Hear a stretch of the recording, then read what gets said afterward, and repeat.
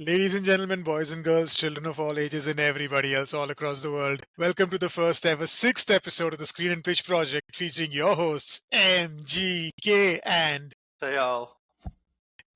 yo guys. So, last episode we decided to talk about our favorite Chelsea players.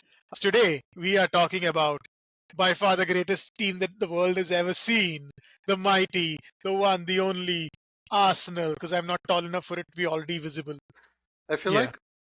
like I associate Emirates with Arsenal more than any sponsor and club. Yeah. It's like Yeah. Chelsea with Samsung for a long time, but then they've now switched a few times. United kept Who's switching. Chelsea's? It's three We now, don't right? have a sponsor anymore. But was it three before It this? was 3 before this. Yeah. But I'll talk more about it as we go through the Arsenal sort of journey. But I got FIFA 2002 in 2004 because we were in that rich, so that's what yeah. I could get. And Yeah. also, I was 12 years old, and that's where I was introduced to club football, and um, football was coming on the TV as well at that point in time.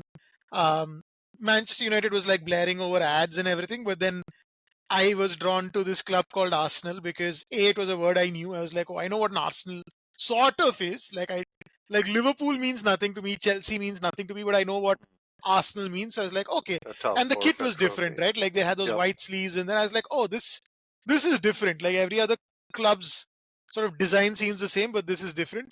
And they were the only team that was like good enough to stand up against Manchester United, which I was just immediately sick of. Like I don't know why, it was just like because of all the advertising or whatever. I was like, oh, this feels like the corporate, like the club that like your parents want you to like kind of Oh, thing, so right? we could have had you as a Chelsea fan. I mean, it started off like that, right? And then Arsenal in FIFA 2002 had Thierry Henry, and in that game he was awesome, right? There were certain players who had a distinctive play Yeah. style even back then, even in those games, and he was one of them. I think Beckham was another. They just looked like the player itself, whereas the others were just like FIFA 2002 graphics. Yeah. Um, so I knew who this was, right? And the first game I saw was the FA Cup final 2005. So Arsenal, I think it's a weekend Arsenal team that's basically held United to a draw and then won on penalties. And I was like very impressed by the shithousery. So I was like, oh, this is my team. And then it turns out to be anything but shithousery, right? And yeah, so That was that the is thing that was lacking. yeah. Do you want to add anything from your end? Yeah, I mean, Arsenal has always been kind of a club that has been fun to root against because a lot of my closest friends have all been Arsenal fans. Yeah. And they've always had a lot of that hope and kind of principle behind their fandom, which I think is very unique to an Arsenal fan. Like, they like to think of themselves as great thinkers for being, or great philosophers because they chose Arsenal as their club. Yeah. Yeah.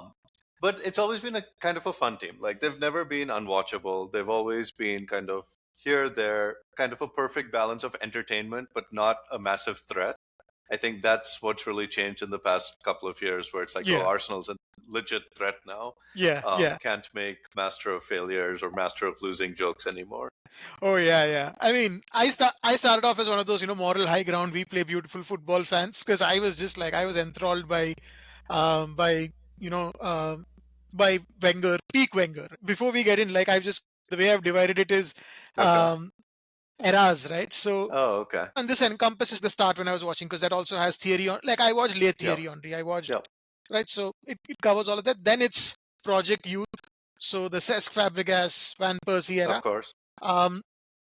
Then I'm going to call it the FA Cup era, where like from 2012 to 2017, it was just like what, 3 FA Cups. Yep.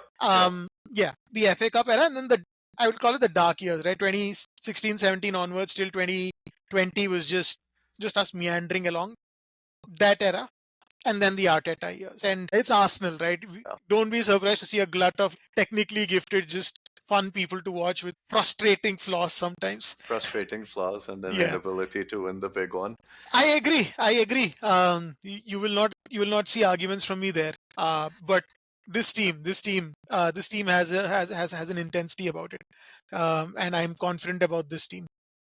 Yeah, I mean, I enjoyed making my lists as well. I think there are quite a few Arsenal players who have been fun to watch or entertaining both on and off the pitch.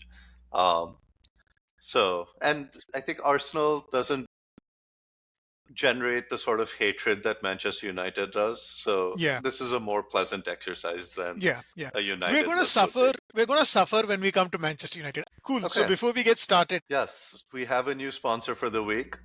Miss woohoo! that tingling sensation of new love, the drop in your stomach when you see that special someone, sweat starting to drip as you wait for that person of your dreams. Well, we can't find your life partner, but we can give you each of these symptoms. Introducing Ghost Pepper Grinder, the new hot sauce too hot for hot ones. We bring you all the wonderful flavors that will get you sweating and panting like you've met the one for the low, low price of $15. Trademark pending. Available in a HSAS model, hot sauce as a service. Shout out to Ghost Pepper Grinder for sponsoring this week's episode. Oh, sweet. Okay, awesome. So these are our honorable mentions for favorite Arsenal players of all time in three, two, one. Oh, interesting. Okay. You named. If you'd named Oxlade-Chamberlain, Kieran Gibbs, that would have been a great joke. But Yeah. you named him Hector Bellerin. That is, for those who are confused, not Kieran Gibbs. That is Alex Oxlade-Chamberlain. Um, Oh, yeah, that is my bad. The name, I forgot to update the name. yeah. Um, so yeah, I mean, like I said, I've been shuffling these lists, and these. I would say outside of the top five, like every single player is subject to change. Like they could go from six to not even an honorable mention because there's a long list of players that I really like. But yeah, I've chosen three from the current squad. This is being recorded when we just beat Aston Villa 2-0 second game of the 2024-25 season. Leandro Trossard, match winner, amazing substitute performance. He's just a sniper, right? One touch finish king, so many clutch moments. Just been an amazing signing since he joined us in what, like Jan 2022, something like that, or Jan 23. Um, Bukayo Saka is just elite, right? Um, he's so technically efficient that people will always underrate him because he doesn't have as much flair as a typical winger does. He's not about pace and power or like just flamboyant dribbling. He's just Yeah, brutally efficient. it's efficient. Yeah, and like just like technically elite, right? Decision Yeah. making elite, beautiful touch, beautiful passing, just an elite decision maker. So yeah, he's gonna be rocket up this list over time. Um, he's probably better than a lot of players already, but he's just not as fun to watch as some of the players that have played for us. Um, Nacho Monreal, just a super reliable left back. During a time when we were actually defensively quite good, it was like Monreal, uh, Bellerin, Yeah. Koscielny, Mertesacker, like really good defense, humble, professional. Scored a great goal against United in the FA Cup. Just a great pro. Ben White, shithouse, right? For so long, we've lacked this kind of player who's willing to just bend the rules, just get on the skin of his opponents. And then we got like an absolutely elite one, right? Not just like some not we went from like zero to hero with the shithouse we have in Ben White. Such an underrated, understated shithousery he's got about him, but he's also such a good right back. Can defend, can play as a centre back, can go in as a mid, can go out wide. And the Odegaard, Saka, Ben White axis is a Yeah. real powerhouse of our team, right? And he is an integral part of that. Um, and then lastly, Dennis Bergkamp, right? This is one of the players that I've gone back. I've like watched all of his goals. I've watched all his assists. I think I've seen his Ajax and Inter Milan goals as well and stuff like that, right? This dude's touch was wonderful, right? The way he could control a football is otherworldly, and he has scored the greatest Premier League goal of all time, which is the reverse pirouette against Newcastle. Greatest Premier League goal of all time. I don't care what anyone else says. That goal, I've replayed that goal so many times. It's just the most ridiculous goal, and he meant every second of it. And he was just a wonderful, wonderful player. He's honorable mention because I just didn't watch him live. So, the feeling that you get when you watch a player really hit heights live as you're there is quite different, right? So that's why he's an honorable mention. Okay, nice. Yeah, a couple of these players are on my top 10 list, which Yeah. will be revealed shortly. Definitely a lot of solid picks, I would say, especially Trossard, Nacho, like kind of your very reliable kind of players. And then Ben White, a new boy wonder. I think he's still pretty young. Yeah, he's So 25, I think. Yeah, as in Arsenal's current brigade. Uh, I think all of these players are players you kind of want on your team. Will never be like the most standout performers, but will always be there reliably week after week. My honorable mentions. So starting off with Alexis Sanchez, basically the rival to Eden Hazard for a couple of years, after which he, of course, disappeared while Hazard continued to go from height to height.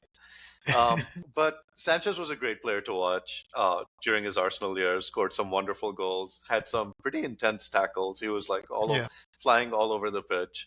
Um, I think in that period, definitely one of the standout, just game in, game out, trying to give it his all, and had skills, kind of passion, everything to match. So very fun for a couple of years, but definitely not on the same level as Eden Hazard. Um, and then the other four, one who's not Hector Bellerin, that's Alex Oxlade-Chamberlain, familiarly known as Ox. Then you have Jack Wilshere. Then you have Theo Walcott, and of course Hector Bellerin. So this was a core part of my memory of college, was going to this Arsenal pub called Misconduct with my Arsenal roommate fan, and they would all be so excited about these random wonder kids who would be injured week in and week out. And as a Chelsea fan, it would be so easy to roast them. yeah, But all of these players actually had a lot about them. So it wasn't yeah, like they were bad players. So at the back of your mind, you're like a little worried, like, oh, these guys actually like either have insane pace, insane technique, pretty good overall on the ball. yeah, But every single time they would get injured, and it would just be so hilarious to see yeah, my roommate get frustrated and upset because of like the tantalizing potential, but yeah, then some missing aspect in each one of their games as well. yeah, yeah. Alexis, I'll talk about a little later. Walcott, spoiler, came close to my list. I thought about him for a while. Um, all of these players frustrated me in some way or the other, apart from the fitness issues, right? So Yeah, Alex Oxlade-Chamberlain was, I would say, he had a lot of potential, and I was really sad to see him go to Liverpool. I think with us, he was just young and he never really found his best position. I remember him playing like right wing, left wing, midfield, where I felt he was best, and then he went on to prove that at Liverpool. He also played like right wing back for us a few times. So yeah, um, I think just frustrating with injuries and so on. Wilshere was ruined by injuries, but he also had flaws to his game which used to frustrate me a lot. So wasn't someone that was ever like a very big favorite of mine. yeah, Bellerin, really fast player, had an ACL, not the same player again. yeah, Unfortunate, but as simple as that. Um, Walcott was the best of the lot in terms of what he contributed as an Arsenal player, and like still over 100 contributing goals for now us. somehow. Yeah, yeah, he was very efficient when he was in front of goal for a couple of seasons. He had pace and he knew how to use it. At his peak, he was really good at using it and sort of Yeah, finishing very well. Iconic goals against Newcastle, Chelsea. Yeah, the weird falling over and scoring. He did that twice against Newcastle and Chelsea. So he yeah, I mean, scores when he's trying not to score. Yep. yeah, he's just yeah, he's a good player, right? So yeah, they're not on my list apart from Alexis. So yeah, but like yeah, really good players never fulfill their potential either through injury or mostly They through were like injury, right? they embodied Arsenal in a Yeah, way for that yeah, era. yeah. Potential, We but we just needed to be not. ruthless about players who weren't Yep. available, right? I think that one of the big failings that Wenger had was waiting for players. Yeah. The idea of players being available and the idea of the player becoming bigger than the player itself sometimes. Yeah. It's It's like if you meet a girl and Yeah. then you go on a date and then and it's a great date, but then you move away and never see her again. You always think about the potential, and Hmm. then the Hmm. idea of the potential surpasses the reality. So I think that's Yeah. with a lot of these young Arsenal players. Yeah. But I think we can move into the top 10. Yep. So number 10 in 3, 2, 1. Okay, so I will go with my number 10, Declan Rice, who I still don't understand why he's an Arsenal player and not a Chelsea player. It's just one of the most frustrating sagas and decision making by the recent Chelsea management, which also keeps changing all the time. But coming back to Declan Rice, I mean, what an incredible defensive midfielder who can do a little bit more as well, but just such a rock solid player, game in and game out. I think, especially as a Chelsea fan, I think I was watching him more closely than I would Yeah, have otherwise, just because of the history that we had. yeah, And he's just such a frustratingly good player. yeah, yeah. He's And he so came good, out man. with a couple of insane last minute goals for Arsenal as well last year. I mean, he was just all over the pitch, just a player you just would die for on your team, because then you just never have to worry about that position for the foreseeable Yeah, future. he's awesome, dude. He got like 7 goals and 6 assists or something like that last Yeah, season. He's so good. He's like a blanket, dude. He's just covering space wherever and just like snuffing out danger. yeah. Um, my number 10 is one-time captain, absolute wall for us for the better part of a decade, Lauren Koscielny. He suffers from the David Luiz problem, right? Where he's really good for like 90-95% of the season. And then he has some of the most harebrained mistakes against, opposition that like usually he has on lock, like the Hazard goal. The Birmingham one was like very early on, like the League Cup final. I think that was when he was sort of coming into his own at Arsenal. Um, but those mistakes aside, right? Lauren Koscielny was one of the most underrated players in the Premier League when he was playing there. He was he was easily in the conversation for the top 2, 3 centre backs. At a time when, admittedly, a lot of the great centre backs of It the was a transitional era. it was a transitional era, but he was, I would say, along with Company, the best centre backs of that time. Um, at one point, I think we had the best defense in the league. These guys like him and Mertesacker, sort of, I think they went like whatever, like 20 games unbeaten or something like that. Lauren Koscielny was very good at snuffing out danger before it became a thing, just not letting a striker breathe, not letting them turn. He played through like a long-term Achilles injury for us, just absolute warrior for us. Great servant of the club, had his back against the wall in a structure that didn't help him most of the time, and he used to come out on top for us time after time after time. We lost like 5-1 twice to Bayern in the same season. Both times Koscielny had to go off. He was so integral to holding together a defense that had Mustafi and Kolasinac and all these guys who just weren't at the level required to play uh, for a Champions League club. This was just a beacon for us for such a long time. Yeah, so much love to Lauren Koscielny. Bringing up the 10-2 loss to Bayern, I don't even need to roast Arsenal. You'll do it for me. Yeah. No, Koscielny is a great shout. I mean, very, very solid defender. Was part of the humiliating moment with Hazard, but outside of that, a player you want to see, you would want to have in your club. Very could pass a little bit as well, like very solid from the back, and solid pace, especially combined with his slower partner in Mertesacker. Yeah. And came up with some clutch goals for us. I think he got us like top 4 couple of seasons, or like one season, Yeah. like secured it for us and stuff like that. So yeah, Gotta get that top 4 trophy. absolutely. So on to number 9 in 3, 2, 1.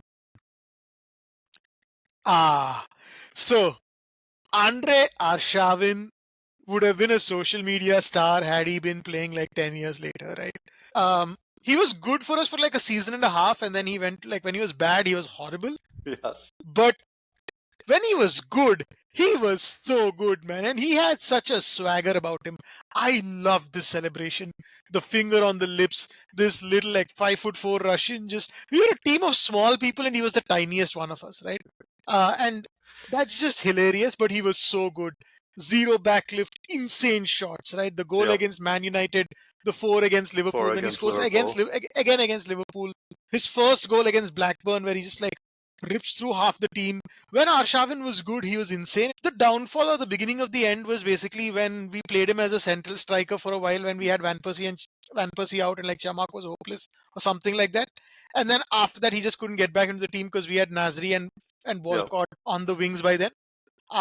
And yeah, his, like, when he was unmotivated, he was awful, zero defensive effort. But just what a player when he was on it. So much fun to watch. The scorer of my favorite, the Barcelona goal.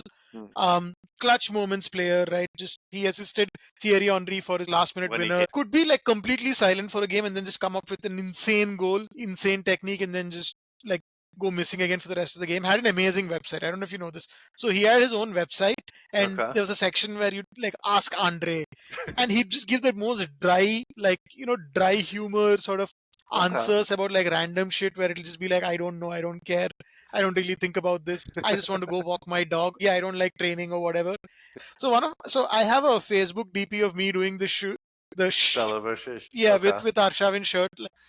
Yeah. I mean, I can't say much more because I will be talking about Andrei Arshavin later. Oh wow, Um, but my number I'm proud. 9 is Bukayo Saka, who I say is like the ideal modern footballer. Yeah, yeah, In terms of the skill set is probably how you would want to build out any like complete football player for the modern era in terms of going forward, tracking back, skills on the ball, efficiency, passing, yeah, crazy finish shot goals, crossing.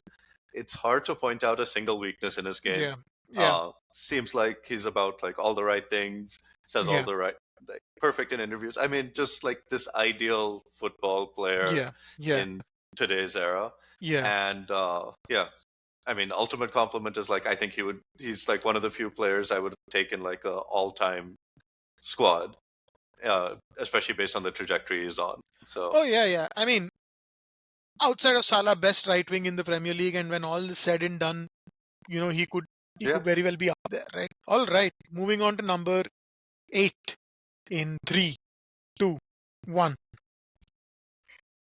So the my number 8 is the German giant, Per Mertesacker. As like a tall, gangly person who is not the fastest of foot, I felt like I could relate to him a little bit. Yeah, I think 6'2" as an Indian is basically 6'6" as a German anyway. So yeah, I think we were similar in stature, but this guy he was so imperious on the pitch. It's like he barely moved, but he was always in the right place. yeah, There would be one or two hilarious moments where you could see how slow his actual pace was, but he could somehow generally navigate well enough to avoid having to utilize his pace. So yeah, incredibly smart player, great defender. I think has been involved with Arsenal post his yeah, playing career as well. yeah, But mostly because I would say this tall, gangly guy who couldn't move too well, but could still actually hold his own pretty well on a football pitch. yeah, So yeah, that's why he's my number 8. yeah, yeah. No, Per was a wonderful footballer. His positioning was so good that his pace was often not exposed. So, like him and Arteta came in at a time when the club was in turmoil, and they helped us steady the ship so much. Yeah, You know, they laid the foundation which allowed some other players who are on this list to shine and flourish. And he's doing great work with his head of like basically the academy, right? okay, yeah, Just really really good work. And another sort of great sort of rock solid no nonsense defender we had was Bakary Sania, right? During the late 2000s to early 2000, 10s, the yeah, two best right backs in the Premier League were Bakary Sania and Branislav Ivanovic. Sania made like PFA Team of the Year twice. I don't know how many times Bain did, but I wouldn't be surprised if it was around the same number and around the same mm, time periods. We, at a time when Arsenal was porous, either it was just bad defensive organization or like stupid mistakes by the goalkeeper or the centre backs or the left back, but not the right back, because the right back was Bakary Sania and he used to be the one saving grace. Absolutely would just never let almost any winger get the best of him. Monster in the air, amazing warrior, scored like an incredible header in our like turnaround win against Tottenham, one of the 5-2s. The guy who scored the first goal to really just get that momentum back. Um, had like a man of the match game against somebody, I forgot whom, playing as centre back, left on a free to Man City, and the one player that I actually yeah, feel bad that he didn't win a title with Man City because he absolutely deserves it. Absolutely top quality right back. Would have been a great centre back in a three-man defense, in my yeah, opinion. Yeah, just an awesome player for us, right, for a very long time. So yeah, I love yeah. Bakary Sanya, and he is my number 8. I think of him very similarly to Azpilicueta for Chelsea. Basically, rock solid right back, can play center back, 7 to 8 out of 10 every single game. Yeah, player number 7 in 3, 2, 1. Number 7 is Cesc Fabregas for me, the boy wonder. One of the most fun players to watch when he was at Arsenal. And even though he became like a very faithful, loyal Chelsea soldier later on, I think the peak of his play was with Arsenal, Yeah. where he came on, I think, at 19. He was Yeah. I mean, even younger, I think 16, something like that. at 16 he was on. At 19 he was like One of the world's at the best. top of the Premier League, near Yeah, the top of the world, and just such a joy on the ball, such an incredible passer. The yeah, vision, the desire and risk. Like he would make the risky pass. He would make all these flamboyant moves just materialize in air, yeah, um, through his positioning, through his intelligence, through his vision. So just one of the most joyous players to watch. yeah, Probably didn't have the highest defensive work rate and some limitations physically relative to where the Premier League started to move. yeah, But just what a joy to watch. yeah. Um, I will talk about Fabregas a little later. But um, he's not someone that I sort of remember as fondly as a lot of other players on this list. Whom I have a lot of affection for, though, is Aaron Ramsey, right? Affection and frustration. Um, so Aaron Ramsey and Jack. So Aaron Ramsey sort of chose Arsenal over Manchester United. I don't know if you know this. So he Yeah, scored like an amazing goal against Manchester United. Cardiff beat them in the FA Cup. Aaron Ramsey scores, 16-year-old. Man United wanted to sign him. Arsenal wanted to sign him. It was like 2007 or 8. Man United was so confident that they'd sign him that they actually published an article on their website. And the okay. same day, he signed for Arsenal for like 5 million or something like that, Oh, right? well, getting Uh, one over Manchester United is always a joy. yeah, yeah. And ever since then, I had a special sort of affection for Aaron Ramsey because not only did you choose to play for us, your signing sort of got revealed in such a hilarious sort of egg on Yeah, their face way that I'm rooting for you. And I always felt that he had much more potential than Jack Wilshere because he had a roundness to his game that just he did have some physicality, and he had a and lot of physicality to his game, and he had an incredible engine. yeah, Um, he had an insane season in 2013-14 where he scored like 16 goals. But the best season he had personally for me was the season before that, 2012-13, where him and Arteta became like a really good sort of midfield pairing. But the best version of Aaron Ramsey was when he kept it simple and didn't try to do too much. But then also the most fun version of Aaron Ramsey, and which is why he's a maverick, is he scored some of the most outrageous goals ever. The FA Cup winner, crazy, just like coming there and flicking it on. He's the architect of this goal in the Emery era where everyone takes a horrible touch. Ramsey is like from start to finish. He wins the ball, heads it on horribly to somebody who flicks it. I think Bellerin flicks it back to yeah, him. Bullshit, right? Just bad touch after bad touch. Yet somehow he's run all the way from the right ball, back the zone all the yeah, way to where like you would want your centre forward, and he backheels the goal in.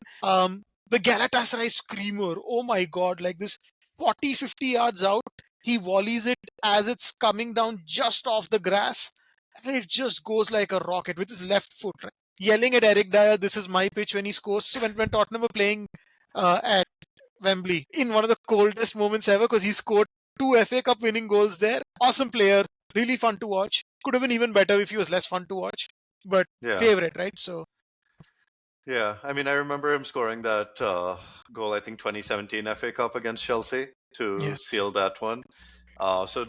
So he definitely felt like a threat on the pitch. Not yeah, one of the Arsenal players I would take lightly. Uh, he always performed, always showed up in big games. Very, very complete midfielder.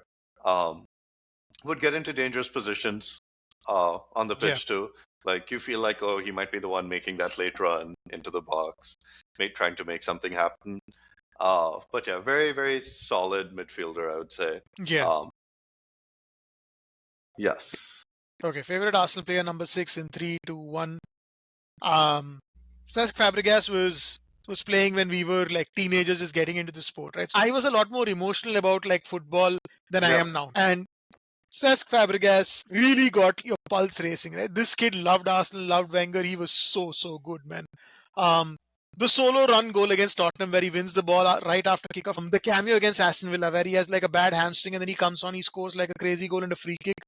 And then he does his hamstring and goes back again. Scoring the penalty against Barcelona with a broken leg.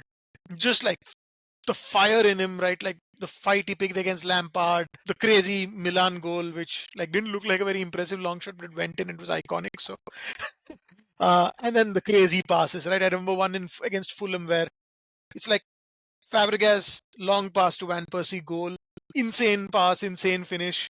Yeah, just a wonderful player who really gave us his all. right? Yeah. Which is something that it took me time to sort of re-remember because I was very hurt when he left to Barcelona because of the 2 to 3 year saga that went on, right? Which is why I say that I'm a little cool towards him, right?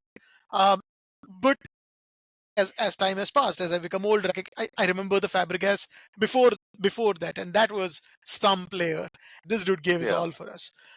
So yeah, Cesc Fabregas, number 6, amazing player, and one of the first world class players that I saw emerge in front of me. Like I started watching football, and then I saw the rise of Fabregas, right? Yeah. Yeah. I think him leaving also felt like he was like the perfect Wenger player, Yeah, and him leaving definitely he hit was the that as project. Like well. He Project was Youth the was basically project. Yeah. Cesc Fabregas.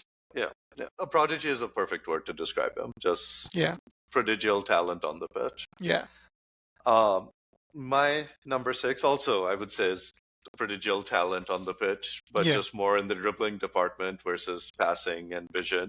And that is Dennis Bergkamp. Um, I know he was part of your honorable mentions.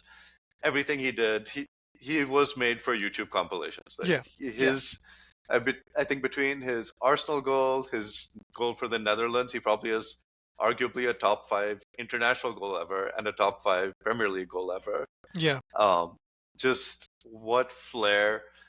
uh, what flair with every move.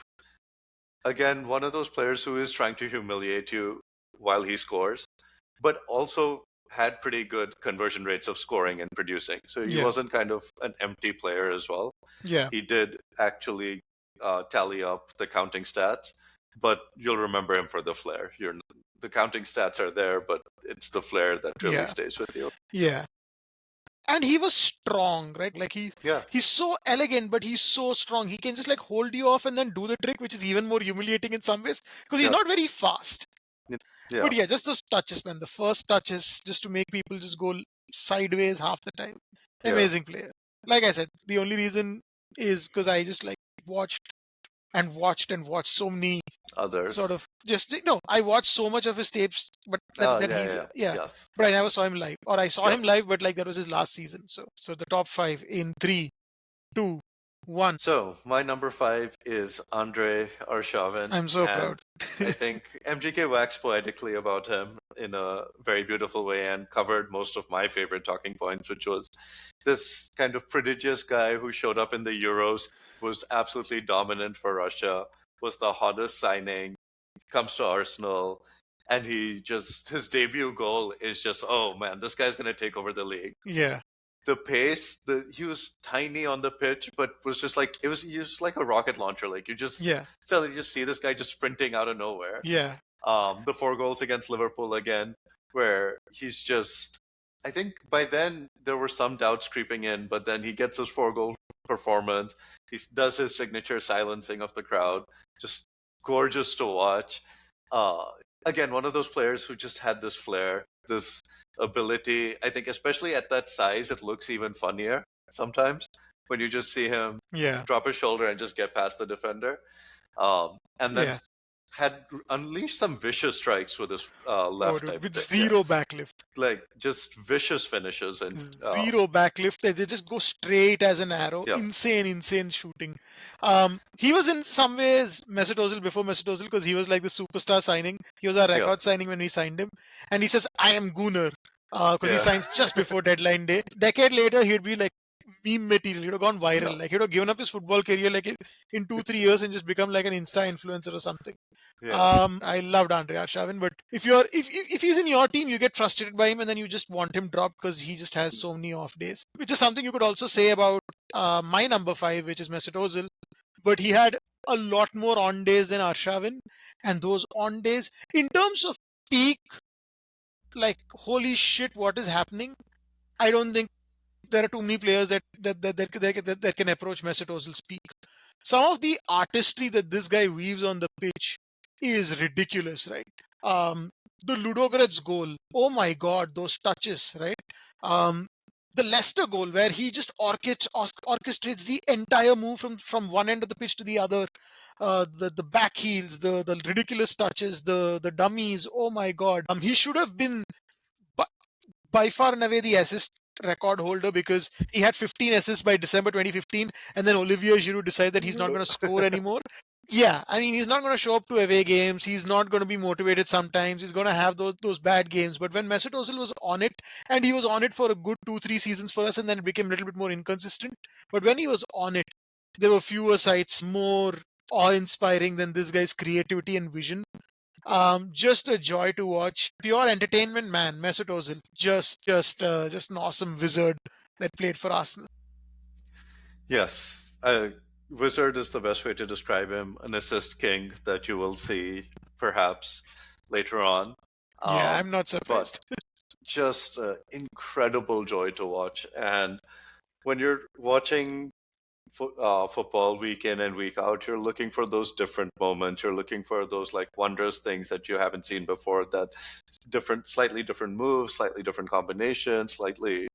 And Mesut Ozil was one of those players who generated those much more regularly than anyone else. Yeah, he scored some insane goals. The one He against scored some Napoli, insane goals. the Yes. the Ozil sort of chip, the one where he The hits chip the ball where into he the hits ground. it onto the Oh my ground. god, Yes. dude, genius, right? Yes. It's one Genius. of the most insane things in the world. Like even to attempt that, which I will, yeah. Like if he was from a different team, you'd be like, oh, my favorite player of that team. Yes. Yeah. Cool. Some wise words right there. Three. Number 4. Yeah. So number 4 in 3, 2, 1. Yeah. Alexis Sanchez was so good that when he was playing for us, I didn't regret us not signing Luis Suarez too much, because it would have possibly meant that we didn't sign Alexis Sanchez. This was when, like, this was peak Wenger Yep. frugality era, right? There's no way we would have signed both Sanchez and Suarez, because if we had, we would have demolished that league. Oh my god. Alexis Sanchez was just a whirlwind, right? Just amazing touch, amazing work rate, goals, assists, just ferocious, just an absolute winner who basically, when he was with us, he was like going to Copa America after Copa America. He had no Yep. preseason. Like, played in the World Cup, came back Copa America, then Centennial Copa America. So like 3 seasons non-stop of just football with barely any preseason, barely any time off. And he would just power his way through all of that for Chile and for Arsenal, right? Dragged us through games sometimes, scored some insane goals. The demolition of Man United, the crazy volley against City, which was his first goal, I think. He used to do this thing where he'd step over the ball and that'll fake out the keeper and then chip it over him. Gave us everything. And yeah, I mean, towards the end, he had some attitude issues and the team didn't like him, all that jazz. But an argument could be made for Alexis Sanchez to be the best Emirates era player that we've had.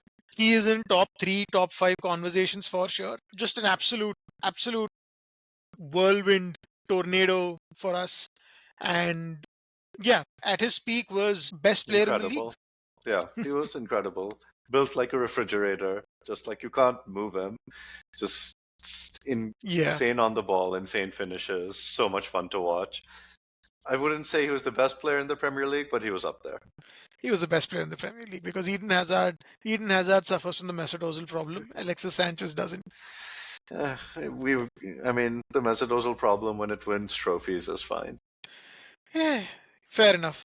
A guy who won trophies with Chelsea is on your favorite Yes. Arsenal players number 4 list. I see.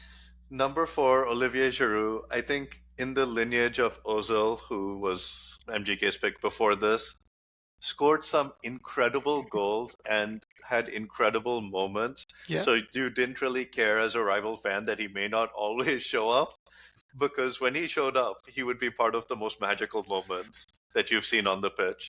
The great Arsenal tiki-taka goal. He's there making the last flick, which he always had the ability to do. He was really, really good with the flick-ons, with controlling the ball, kind of helping the wingers out and enabling all the players around him. And then, of course, you have the scorpion kick. Something so audacious that very few players would even attempt it. But somehow he would make those goals look easier than some routine finishes, which I didn't really mind because it wasn't like I wanted Arsenal to win. But it would be kind of fascinating that this guy just pulls out worldie after worldie and then messes up. When we had Giroud, we needed another striker, and when we finally got it, it was Lacazette, who was okay for us, but he was not better than Giroud.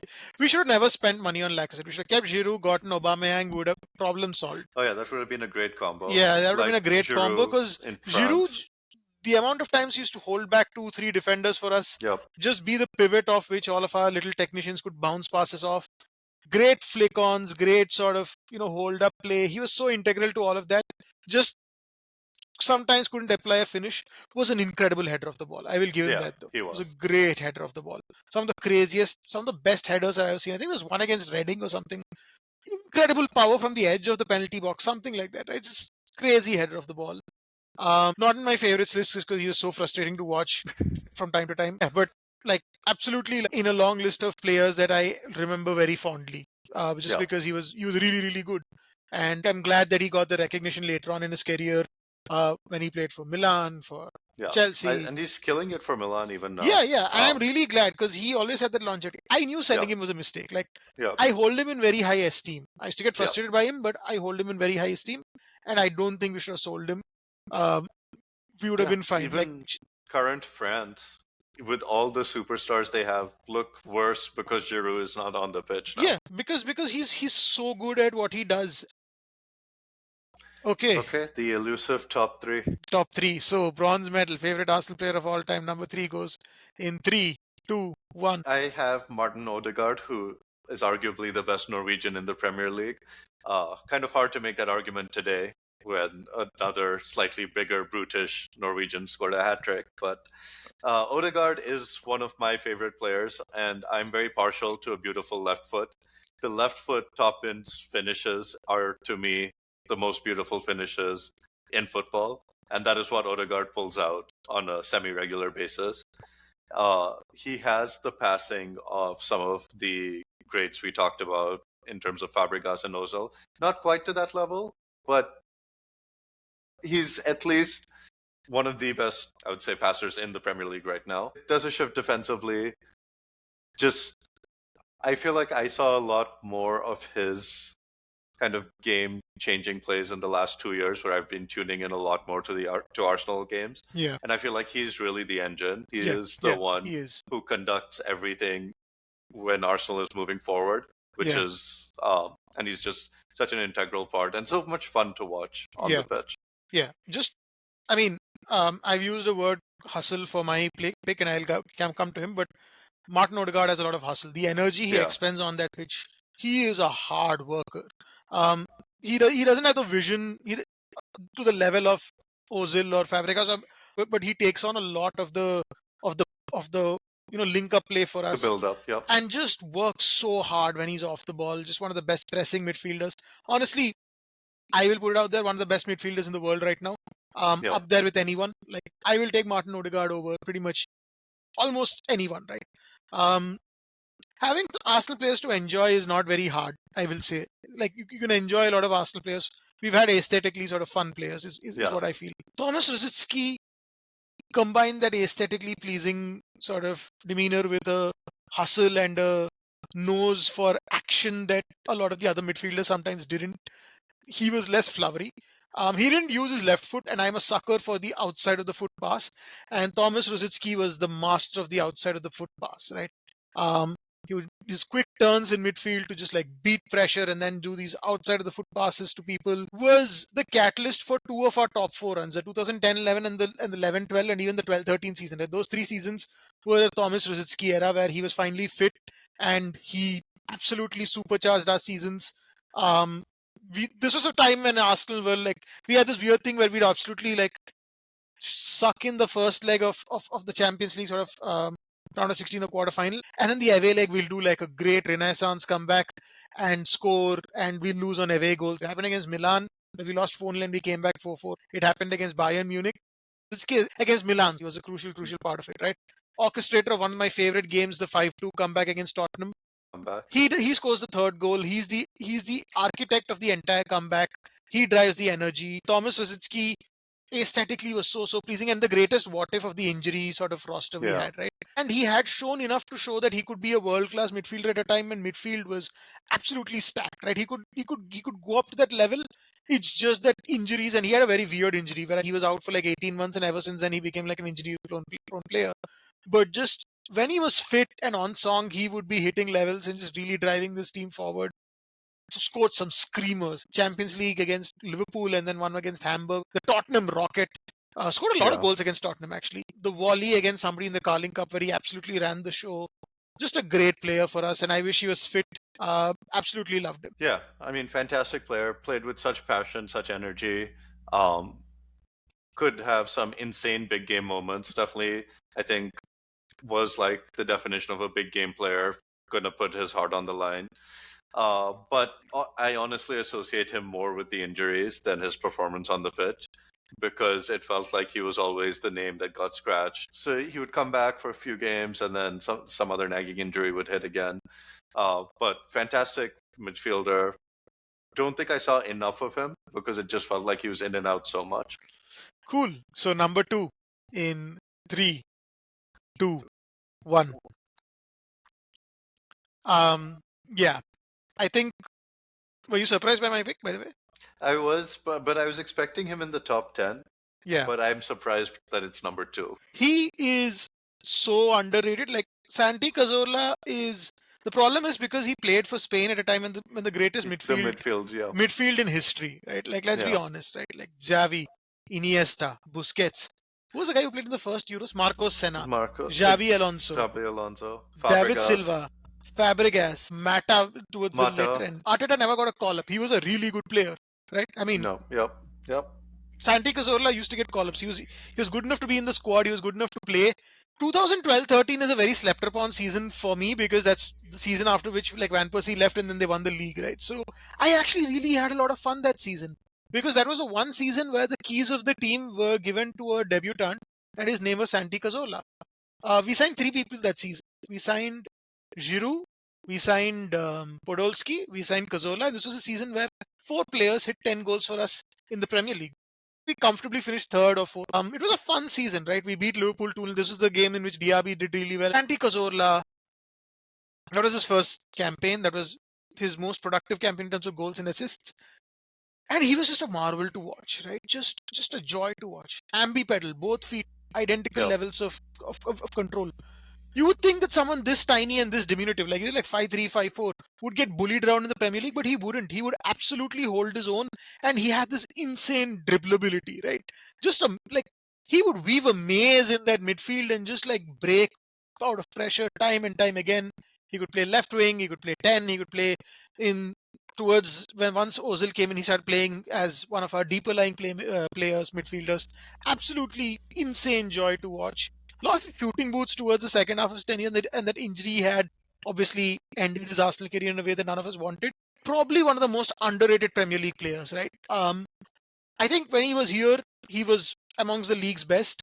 There was a game against Man City. Like he absolutely ran the show against Silva and Yaya Toure of all people. Where we beat them 2-0. Scored one of the most important goals in our history. The free kick against Hull in the FA Cup final in 2014. Insane free kick. We were 2-0 down, and then Santi Cazorla steps up. And I had a feeling that he's going to score because I love Santi Cazorla. And he just goes opposite side of what you'd expect a right footer to do, and just scores the most clutch free kick. Absolutely clutch player for us. Absolute joy to watch. Just such a lovely, bubbly, happy guy outside the pitch as well. Yeah, I love Santi Cazorla, and he is the player that's given me most joy. Oh wow. Yeah, I definitely didn't expect him at number 2, but I can definitely see why he made the top 10 because he was part of that tiki-taka, beautiful Spain generation. Again, tiny, I think 5'5" or something on the pitch, but this little magician just showing up in the right spot, connecting play, was pretty lethal going forward, at least for a couple of years. But again, felt like short tenure, and then, of course, the horrific injury at the end. It was a fairly long tenure, like 5 years, where he played regularly. Okay. So 5 years. 4 years. I feel like sure. the injury has definitely like colored my memory of him. Yeah. But complete magician on the ball, part of the greatest Spain generation, that greatest midfield of all time, and lethal. I think in that the early 2010s. I mean, you saw how high Mata was on my list as well. Yeah. Of Chelsea players. So those creative attacking midfielders, those diminutive Spaniards are your type. I mean, Cazorla, and I really love Mata. So I'm saying this as objectively as I can. Cazorla was different level. He's not as good as David Silva, but he's clear of Mata. Oh wow, okay. Yeah, he's I mean, easily clear of Mata's Mata. tenure at Chelsea was short enough, so I don't feel too passionately. But that one season, he was pretty incredible. I think Mata's vision and passing range was better, but Cazorla Cazorla could was just better on dribble the out of ball. like. Cazorla was way better on the ball. Let me put it this way: Cazorla, if he was in the current Arsenal or the Man City squads, would be pushing for a starting role, and he would not look out of place in those teams. He's that good. But yes, your number two is My number two is Thierry Henry, the Premier League GOAT, the Mr. Unhateable, Mr. Run up the left wing, curl it into the bottom right corner. Iconic finishes, iconic player, the greatest striker and player in Premier League history. Kind of just one of those personalities as well, yeah, where he's unhateable. Like there is a cockiness to him. There is a very, very clear confidence and cockiness to him, but it feels earned. It does not feel over the top. It's also it feels like known, but known by everybody around him as well. Just probably the best player when I started watching football, which was the early 2000s. Um, Easily stood out, has some of the most hilariously humiliating goals. I mean, the Carragher moment is just iconic. Just the to, the ref free kick one where he says, "Is this enough?" is this enough? Oh Yep, my god. yep, yep. The confidence and just the ability to just flip a game one half to the next. So it's like, oh, okay, first half didn't turn up, second half, okay, the game's over. Thierry Henry decided to display his presence Yeah, amongst us mere mortals. yeah, So easy pick for a top three player. I think I missed a couple of the years where he was at the top of the world. I mean, the late 90s. So maybe if I'd seen more of that, or if I'd been a little bit older, he would have been like a no doubt number one. yeah, But because I missed some of his peak years, he ended up at number two. yeah. No, fair. I'll talk about him Yeah, in. not two. I would Yeah, be shocked if you were talking about anyone else. yeah, yeah. So cool. Let's go to number one. I think I know who yours is. In Yes, three, two, one. Oh, his okay, cool. For his some reason, I was eyes thinking are it was going to be Van offside. Persie. Oh no, his eyes are offside. His eyes are offside. Mesut Ozil, his eyes are offside. What an incredible, enigmatic superstar. Yeah, And the thing that superstar. you can forget is like the audacity of the things he would try. Yeah, The audacity of that Champions League goal. Like, forget about the skill, just yeah, the audacity yeah. to fake and have the confidence to fake again, and then the third time, and then the fourth time, and the confidence to know that each one of them is going to be inch perfect and even more humiliating for the other team. The audacity to have the finish, which is hitting the ball into the ground to chip it over the goalie, and the confidence to do that consistently enough that it's a trademark finish. Just the guts is, and that's what you're looking for when you're watching like a ton of games, right? Is the Yeah. players who have the guts to do unique things on the pitch, and that was always Ozil, and easily I think one of the most fun players I've seen on the pitch. And again, he had his limitations, but since it's not the team I'm rooting for, I ignore the limitations. And I always enjoyed his play. And I think also sometimes because he was a little mercurial and a little inconsistent, he didn't annoy me as a threat. So Robin Van Persie annoyed me. Like Yeah, I didn't like watching him because he kept scoring. yeah. Like so he never made my top 10 list because I just hated him because he was too efficient and too good. Ozil was not that efficient, but he was that good. So Ozil was my number one pick. Ozil is one of those players. Like, I'm so glad he played for my club. Like, I wanted him gone at one point of time. All of that jazz, Yeah. but I'm so glad he played for my club because I saw some of the most insane things happening, man. Like this guy, uh, outrageous, right? Like you said, like the audacity, just yeah. Have you seen the bubblegum thing where he like Yep. juggles bubblegum then puts it back Yep. in his mouth? It's Disgusting, but hilarious. It's hilarious, right? insane. And his personality was so weird. He was such a weird dude, right? Like his energy was so weird. Everything about him was just like, and I don't mean this as an insult. He just had like a very distinct Mesut Ozilian vibe to him. Yeah. Like Ozil was Yeah. Ozil on the pitch, off the pitch, on the bench. It didn't matter, right? Ozil was Mercurial. Ozil, Yep. and Yeah, I'm just so glad that he played for Arsenal. Yeah, Gunners, yeah. Um, my number one is Thierry Henry. Surprise, surprise. So I was talking about FIFA 2002, right? That was the first game, and then I was like, oh, I'll take Arsenal because they, A, I know the word. B, the sleeves were iconic. B, C, I got sick of Manchester United being shoved down my throat on the TV and stuff like that. FA Cup final, Henry didn't play. Yeah. Arsenal sort of hung on. Great. 2005-06 was the first season I saw. That's the reason I chose this image, because this is the Thierry Henry I remember, because he used to wear this maroon. I really want a It's a maroon sort beautiful of. jersey. I love this jersey. This is the Thierry Henry I saw.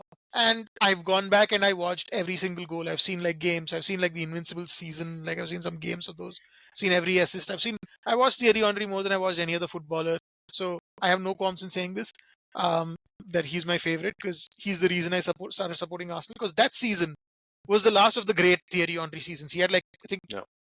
he had like two great seasons, like really good seasons, and then five was just the era of Thierry Henry. 2001, 2, 2, 3, 3, 4, 4, 5, 5, 6. Right? He won the Golden Boot 4 times during these 5 seasons, and the other time he didn't win it, he was one off the Golden Boot, and he set the assist record. Yeah. Right? Greatest run in the history of the Premier League. Right? Greatest. This was his last sort of those seasons. He won the Golden Boot, scored 27 goals in 32 games. He had a swagger about him by this point, where he knew he was the best player on the pitch. He wasn't trying to prove it. He would just switch on, score outrageous goals, and then switch back off again. The crazy volley against Reading, I think, Yeah. sticks in my memory. He comes in and he does the trademark Thierry Henry curler against somebody, but he does it in one of the most stylish ways. I think the two-touch finish against Chelsea. Yep. One of my favorite goals, like Arteta heads it down to Henry. I think it's against Portsmouth, and he just one time finishes it from 20 yards out into the top corner again. Trademark Thierry Henry curler. This was the season we went to the Champions League final. The Real Madrid goal. Yeah, this was the season when I was a Thierry Henry fan, and therefore I was an Arsenal fan. And Yep. later on, I just literally I'll be honest, right? If La Liga was like broadcast more frequently than the Premier League, I might have just become a Barcelona fan because Thierry Henry was there. That's how much I was just like in awe of this guy, right? Absolute master at work. Just the nonchalance, the sheer superiority that he exuded on that pitch by that time. And then him like scoring that hat-trick in the final sort of game at Highbury, then his Bergkamp farewell. That obviously got me. So by the time it was kind of, all of these things obviously helped me cement my sort of love with Arsenal. But the other big factor was Arsene Wenger. I love that dude.